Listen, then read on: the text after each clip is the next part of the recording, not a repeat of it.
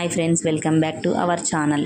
ఇప్పుడు మీకు చూపించబోయే రెసిపీ చేపల పులుసు. దీనికి కావాల్సిన పదార్థాలు: ఒక ప్యాన్ తీసుకొని కొంచెం ఆయిల్ వేసి, ఒక కప్పు ఆనియన్స్, కొన్ని మెంతులు, కొంచెం జీలకర్ర, కొన్ని వెల్లుల్లి రెబ్బలు వేసి బ్రౌన్ కలర్ వచ్చే వరకు వేయించుకొని మిక్సీ పట్టుకొని పక్కన పెట్టుకోవాలి. ఇప్పుడు ఒక కడాయి తీసుకొని కడాయిలో కొంచెం ఆయిల్ వేసి, ఆయిల్ వేడయ్యాక మిక్సీ పట్టుకున్న పేస్ట్ని వేసి, కొంచెం అల్లం వెల్లుల్లి పేస్ట్, కొద్దిగా పసుపు, కొద్దిగా కారం వేసి ఫిష్ ముక్కలను అందులో వేయాలి. వేసి 5 నుండి 10 నిమిషాలు ఉడికించుకోవాలి.